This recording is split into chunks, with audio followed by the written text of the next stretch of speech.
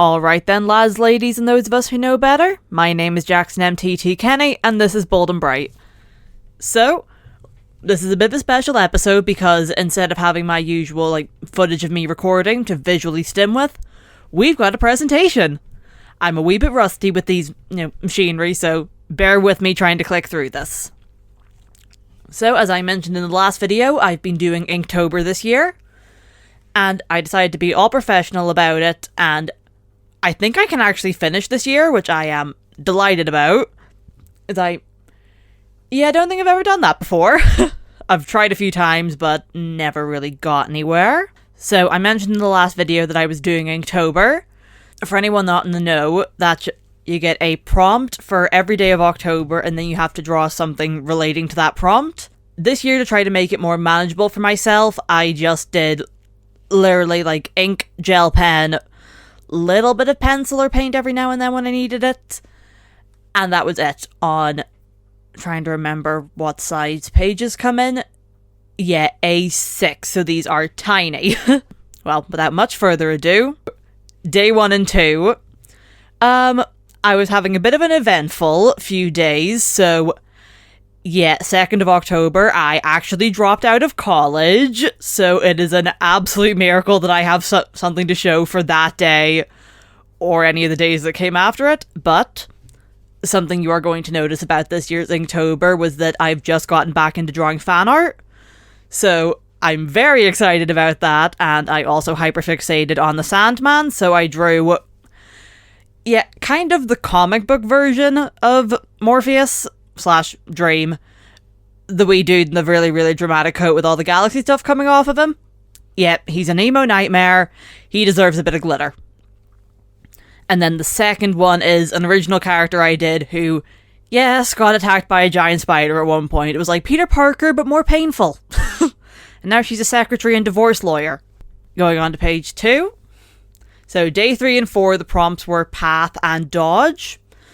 And I have to admit, I was stumped for path, so I just, I was looking up path and scrolling through, my Pinterest board for this, and when I hear path, my brain automatically goes towards something, fairly woodsy and green, because, yeah, despite being someone who is making videos on the internet, I'm not actually that much of a shut-in.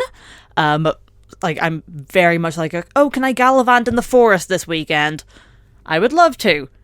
So but I went, no, I have to branch out at some point, so I drew a desert, which is so far outside my wheelhouse. I don't think I've ever been to anything even vaguely resembling a desert in my life.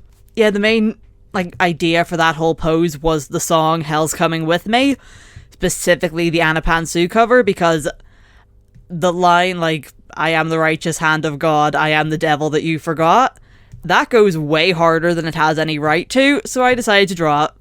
And day 4, I mentioned in the very first episode of this that I had read Dodger by Terry Pratchett. That's what that's trying to be.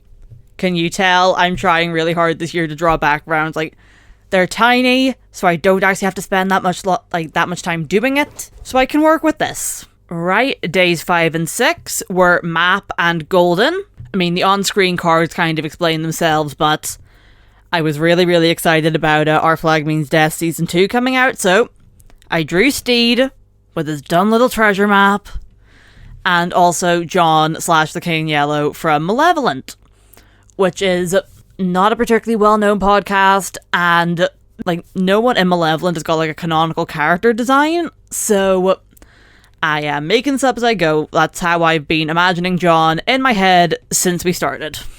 Day 7. Oh, yeah, I should probably mention, very mild, blood warning, a little bit of gore warning, especially for what's going to be coming out in part 2 of this.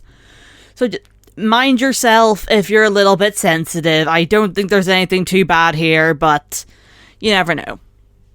So, I've been working on a, little, I'm not even sure what you'd call it, just, little snippets of a story. So, that's Nurse Nancy, and behind her is her adoptive son with the mop. She's a mannequin nurse who really, really is a sweetheart. She's just occasionally covered in blood and has a monogrammed bone saw. Really, I love her. I don't draw her enough for how much fun she is to draw. And the next one is Jeremy's boyfriend, Devin, who also happens to be a wildlife dude. And a punk. Honestly, I am very envious of that hair. Like, how you can get it that tall and that teal is beyond me. But that's the fabulous thing about working with a visual medium. I can make the hair as impractical as I like. Yeah, day 9 and day 10 were Bounce and Fortune. I had a bad art day and then a good art day, like, one after the other. So, Bounce, I was struggling with that one. I just wound up drawing cute birds that I don't think turned out very well. And day 10 was Fortune. My brain went a little bit off the rails, no pun intended, for Fortune, because I was, I had an idea in my head of, like, oh, like a fortune teller. And then my brain got thinking of the character Karnak from Ride the Cyclone, who's like a little fortune teller dude who tells people when they're gonna die. But I didn't want to just straight up do Ride the Cyclone, so there we go. Abandoned fairground with a spooky lady in a fortune booth. And I am way too proud of the idea for a broken roller coaster called the Twist of Fate. Like, I love puns, and that's one of my better ones. Okay, so day 11 and day 12, Wander and Spicy. Yeah, when I was talking about art block, that particular portrait of Desire was the one I was struggling with.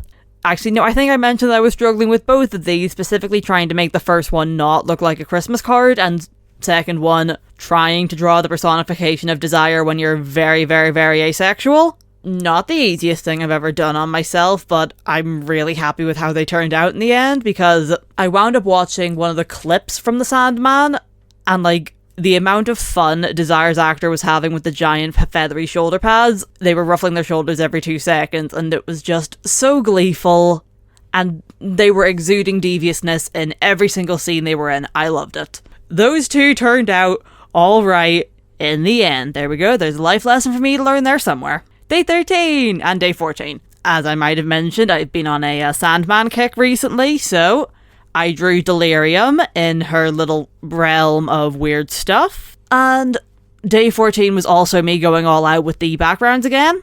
That's a thing for some of my original characters. She was having a grand old time on a balcony. And what I really liked about drawing Delirium was that I could go as all out as I wanted. And like, no one could even tell me like, oh, you're getting the anatomy wrong. Because she's Delirium. Like, yeah, one of her arms might be a bit bigger than the other, or, you know, the hair physics do not make sense. Who cares? She's Delirium. Nothing she does make sense. Day 17 and day 18. These are going to be the last two for today's video. So I drew Jim from Our Flag Means Death and 2 wee original characters for Saddle. So when I was drawing Jim, I actually had a completely different like idea and composition for this. And then I hated how it turned out, so I just flipped it over and drew something else on the back. That's not the first time I've had to do this, for like specifically for this month. And I actually like how it turned out in the end. Like, I like the little top surgery scars. I like the fact that they look so much more menacing than I meant them to be. But you know what? Jim deserves a bit of menace every now and then. And the one for Saddle went all over the place. I had the idea for like a carousel horse, but then that was turning out too similar to the Fortune one. And then I hopped on a Halloween-y playlist and just went, right, screw it. Autumnal trees and someone who is probably a fairy. You cannot even see the horse, but whoops.